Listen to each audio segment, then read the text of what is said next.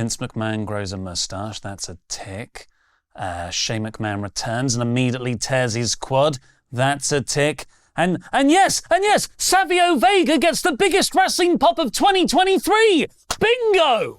Bingo on my world's going to end bingo card! But who cares when it's so much fun? And not just that, Carlito also made a shock WWE return. Bad Bunny had one of the most fun matches of the year. And Cody's adversity is an awful lot like that time John Cena did the same story. Super easy, barely an inconvenience. Quiet adversity, you're not following your own booking mission. I'm Ollie Davis, and this is my review of WWE Backlash 2023.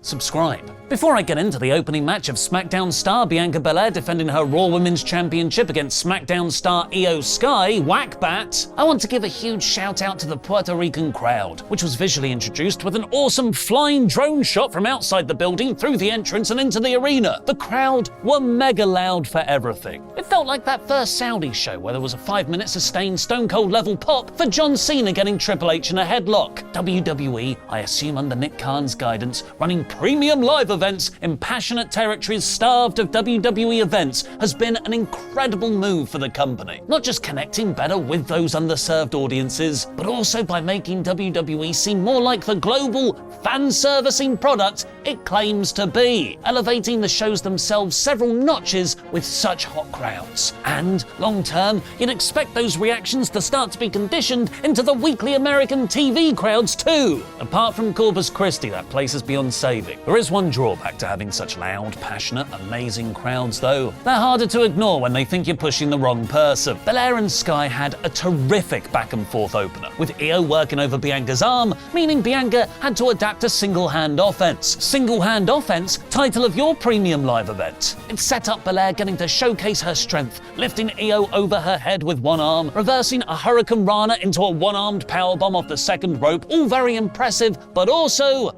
all kind of stuff we've already seen before from her unbeatable character for over a year now. And as the match went on, the crowd cheered for IYO more and more, and fascinatingly, booed Bianca when she would get back on top. Maybe we're getting to that point in Belair's reign where turning her heel might be the best way to refresh her character and extend her title run. The crowd heat and Sky's charisma made this all feel like the climax of a much better feud, and gave the match potential title change energy. Damage Control tried to interfere for the finish, but Bayley appeared to let go of Belair's ponytail a bit too early. Further in that faction split, Bianca escaped an IYO moonsault, hit the KOD, and won. Seth Rollins followed that great opener with easily Omos' best match ever. The biggest of big guys, oh my god, he's just so big, has only properly faced just the slightly less biggest of big guys, Brock, Bobby, and Braun. That sentence had way more B's in than I was expecting. But the size gap between Omos and Seth allowed Rollins to work a different kind of story. Of big versus, well, normal medium-sized human, which was a much better way to protect and showcase Omos' sensual, unironic appeal. How obscenely tall he is! Seth bumped around and sold, showed how big Omos is, not just in the selling, but in how he couldn't hit certain moves. Omos' arms were too big to lock in a pedigree. Omos' tummy was too strong for a frog splash. Omos' neck was impervious to a stomp, once blocking and then getting a surprisingly great kick-out spot, all accompanied by the Puerto Rican crowd singing Seth's entrance music non-stop. Seth ultimately put him away with a super stomp off the top rope, making Omos look the best he's ever been, even in defeat. Granted, that's still only about here on the overall scale, but let's take what we can get. Gee!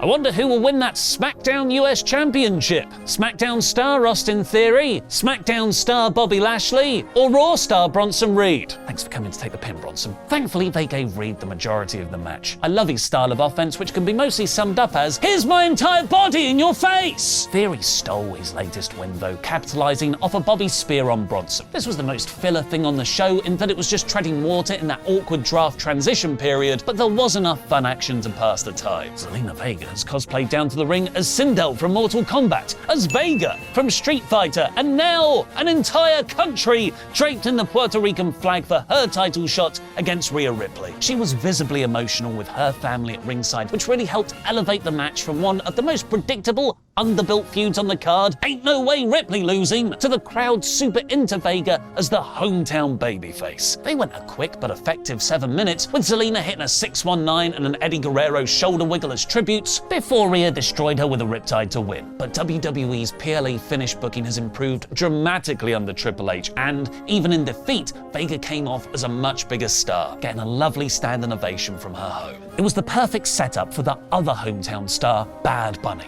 Would he win or lose against the other Puerto Rican-linked wrestler Damien Priest? I get the Cody versus Brock placement in the main event, but I thought going in, and I still think now, that Bunny versus Priest street fight should have been the main event. It got the loudest reactions, it was the most fun, and it meant the most to the crowd in the building. This was genuinely one of the most sports entertaining matches of the year. It gave me big Shane McMahon versus Steve Blackman, or Big Show, or Kurt Angle vibes from the 2000s. Which, kids, is a modern Shane where he's an actual wrestler. It was good old Shane as a plucky, full of courage, untrained wrestler with an unpredictable, daredevil heart. He made his lack of experience the main tool against his opponents back then, and that's the story they told here. Bunny took the punishment, he used the weapons, it occasionally hit top rope splashes outside, zero air, or the Canadian destroyer he eventually won with. It was impossible not to root for the guy. The match stepped up a notch after Priest hit a Falcon Arrow off a production crate in the crowd on Bunny through a table. It set up a following spot for Damien to injure his foot back near the ring, somewhat equaling the odds. It almost sounds like a setup to a dirty joke, a one-legged Priest and a singing Bunny get into a fight at a bar, but that was the cue for the best kind of booking schmozageddon. Judgment Day ran down to beat up Bunny, but then out comes Raid to help, but the babyface they're still outnumbered, so here's Carlito. Trust me, no one has ever popped this hard for Carlito. He even had an apple, which he spat in Dom's face. Dom is therefore not cool. The Royal Rumble level pops continued when Savio Vega then appeared in an LWO shirt, blocking Balor and Dom's path to escape. The LWO joined him, causing a great brawl in the entranceway, but the match still had a few more excellent minutes, with near fall after near fall from Bunny, eventually winning with the Canadian Destroyer. This is exactly what this match needed to be. The LWO joined Bunny in the post-match celebration, potentially indicating there will be long-term benefits from this, continuing to get over that faction. Now, hopefully they can also get some wins on TV. People look a lot at Triple H's creative reign and the never-ending bloodline story as reasons behind WWE's mainstream resurgence over the past year. But much like Cyndi Lauper and the rock and wrestling WWF boom of the 80s, Bad Bunny's contribution cannot be overlooked. WWE is so incredibly lucky that the biggest recording artist on the planet just so happens to be their biggest fan. To their credit, though, they've capitalized on it in a way they would have botched in the past, running a whole show in his home country with him in a featured match. Just over a month ago, I certainly didn't think I'd be writing a Sami Zayn and Kevin Owens versus the Usos match was the place to bring the crowd down. It shows that, actually, WWE, some stories do have natural endpoints, and you need to transition into new chapters. Zayn, Owens, and the Bloodline feels past its peak, more backwash than Backlash. The match action itself was more focused on telling the Jay and Solo descent rather than anything else. Jay had accidentally superkicked Jimmy already, and Solo and Jay had a tense, unwanted blind tag exchange. Solo even looked like he was going to snap and spike Jay in the aftermath. But as usual, it was the Bloodline who won, even when they weren't on the same page. Solo spiked Riddle looking awesome, and then burned a hole through Jay afterwards with his eyes. It's strange to only have 20 minutes left for the main event. By this point, I'm used to Roman's title defenses to have an hour remaining on the show, a quarter of which is, of course,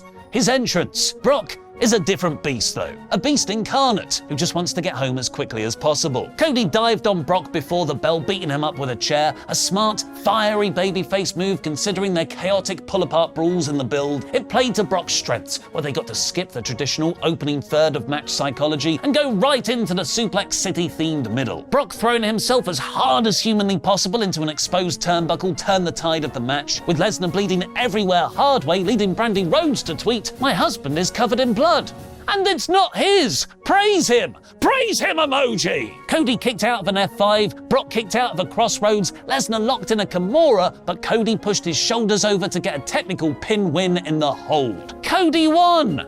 Yay! I finally overcome my adversity, now I can go get revenge on Roman Reigns. It doesn't quite work out there, adversity, you dumb piece of crap, because that's in 11 months' time. And here we have WWE's Cody problem. Let me tell you a little story about John Cena. John lost his first match against The Rock at WrestleMania 28. Lesnar made his shock WWE return the very next night on Raw and obliterated Cena. Sound familiar? A year later, when building the twice-in-a-lifetime Rock rematch, Cena told a story of how his character has had its worst year ever, that the Rock loss sent him into a losing spiral, facing real adversity, but he's come through to redeem himself and avenge that defeat on the grandest stage of them all. A great story. Problem was, it didn't happen. Cena consistently main evented pay-per-views. He won Money in the Bank, and crucially, on that first pay-per-view post-Mania, Extreme Rules, he beat Lesnar. WWE's parroted explanation for why Cody lost to Reigns at WrestleMania was that he hadn't faced enough adversity. Not the story I would have told, but that's the route they've gone down,